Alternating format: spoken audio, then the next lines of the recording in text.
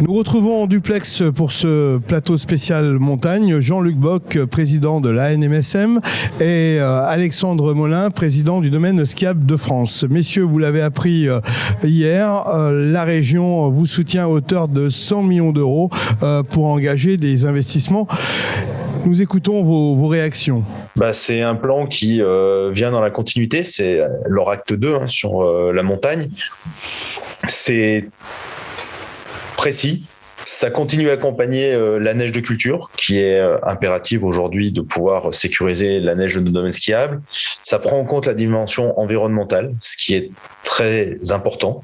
Il faut montrer que les destinations de montagne vont se spécialiser entre guillemets dans le tourisme bas carbone. Et puis ça englobe les jeunes et les futurs skieurs, parce qu'il ne faut pas qu'on oublie que on a un très beau public et qu'on aimerait que tous les jeunes de la région apprennent à skier, goûtent à ce super sport et puis soient nos futurs clients de demain.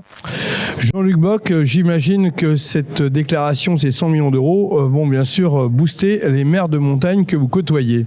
Alors surtout, Laurent, ce qui est intéressant dans ce plan, dans cette continuation apportée par la région et par son président Laurent Wauquiez, c'est qu'on continue à mettre en avant le sport dans toutes ses possibilités, puisque c'est les stations qui sont mises en avant, mais pas que la partie hivernale. On est aussi dans la diversification, on est aussi dans le fait que pour l'hiver, on a compris, et le président Laurent Wauquiez a compris, qu'il fallait que les enfants ne désertent pas nos stations, sinon c'est l'avenir qui serait compromis. Il parle aussi, dans le cadre de cet investissement, de la sécurisation de centaines de milliers d'emplois. À un moment donné, c'est vraiment la base, c'est le travail en montagne qui permettra à la vie de continuer à être active sur nos territoires. Alexandre Molin, j'imagine que vous préparez votre congrès du 30 septembre qui se déroulera à Savoie Expo. Quelles sont vos priorités ? Notre seul objectif, c'est d'ouvrir. On ne veut pas revivre ce qu'on a vécu l'an dernier, qui était une catastrophe économique, mais surtout humaine, parce qu'on a été privé de notre droit de travailler. Aujourd'hui, tous les acteurs, on travaille ensemble, on regarde, on étudie. On est quasiment sûr qu'on sera soumis au pass sanitaire, mais ce qu'on voudrait, c'est que le gouvernement se prononce, et se prononce rapidement, qu'on n'attende pas fin novembre pour nous poser des conditions. On a besoin de vision, on a besoin de pouvoir préparer et de gérer au mieux toutes les situations auxquelles on aura à faire pour cette prochaine saison d'hiver.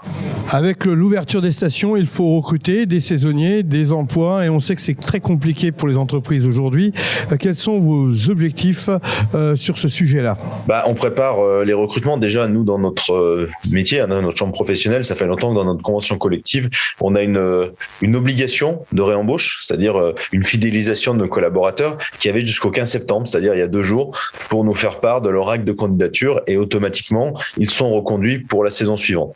Donc là, on va déjà analyser si on a le même nombre de pourcentages, le même turnover que d'habitude, ou s'il y en a plus, ou s'il y en a moins, mais on pense qu'on devrait être dans le même taux de renouvellement, donc conserver 80% de nos collaborateurs des années précédentes, et après, il faudra qu'on se lance au recrutement. Mais effectivement, il y a beaucoup moins de CV que d'habitude qui arrivent de la part de l'extérieur. Jean-Luc Bock, cette semaine, vous étiez en assemblée avec les maires de montagne. Qu'est-ce qu'il en ressort comme grande idée ? Alors, notre assemblée générale à Paris avait 2 obligations en termes de discussion. La première concerne évidemment la mobilité, puisque la mobilité est toujours au cœur du sujet en ce qui concerne l'accessibilité pour la montagne. Et la deuxième, c'était l'aménagement du territoire, puisqu'en ce moment, on sait très bien qu'il y a des chahutements à ce niveau-là concernant ce qu'il est possible de faire ou non au niveau des stations de montagne. Et ce que l'on voulait mettre en avant, c'était bien le pragmatisme, développer des idées. Avec le livre blanc qui a été déposé dans tous les services du gouvernement, dans tous les ministères, on souhaite qu'on soit entendu, compris, et que le modèle économique qui nous a vu vivre ne soit tout simplement pas arrêté par prise de mauvaises décisions. Alexandre Molin, autre préoccupation, c'est l'ouverture des frontières pour les touristes étrangers. Et je sais que vous négociez activement avec le gouvernement pour avoir un maximum de possibilités et être sûr que nous pourrons accueillir les touristes. Alors, on va le faire un petit peu différemment cette année. Ça a été évoqué par Alexandre. On est en train de travailler sur le pass sanitaire pour que le pass sanitaire, on soit force de proposition vis-à-vis du gouvernement. On ne pourra pas attendre la dernière minute, comme ça a été malheureusement le cas l'hiver dernier, pour prendre une décision. Tout doit être prêt et on a de plus en plus l'impression qu'une grande partie de l'écosystème se rend compte que le pass sanitaire est peut-être une des solutions, si tant est qu'il disparaisse au fil du temps, puisque je vous rappelle qu'il est acté jusqu'au 15 novembre, qu'il y a de fortes présomptions qui sont encore repoussées un petit peu, mais il risque de disparaître après. En tout cas, on doit être prêt comme on ne l'a jamais été et on doit montrer au gouvernement qu'on sait faire en montagne, qu'on sait accueillir en toute sécurité, que ce soit au niveau national ou international.